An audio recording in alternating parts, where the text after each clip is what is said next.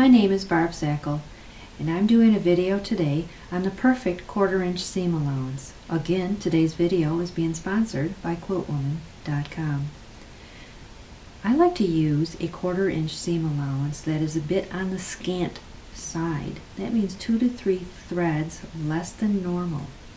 Generally, your 1/4 inch foot will do a full 1/4 inch, but the problem with that is when you sew your two pieces together and you iron it, this piece of fabric has to come up and over your thread. That does take up 2 to 3 threads, and every time you put pieces together it keeps getting smaller and smaller and smaller.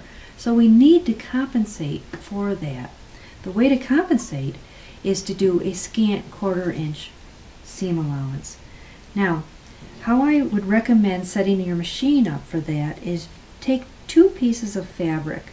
These are 1 inch by 4 inches. Be very exact on your cutting. Take them to your machine, place your right sides together so that the sides are exactly aligned, and sew your 1/4 inch seam allowance down one end. Take this to the iron and press it open. It'll look like this. Now take your ruler and put it up to the pressed open seam that you just did, and you will see that it should measure 1 1/2 inches exactly. If it doesn't, you need to go back to the drawing board and readjust your 1/4 inch seam allowance. Once you have the perfect seam allowance on your machine, I mark it with a piece of masking tape. And I just put the masking tape right over my machine and use the edge of the masking tape versus the edge of the foot.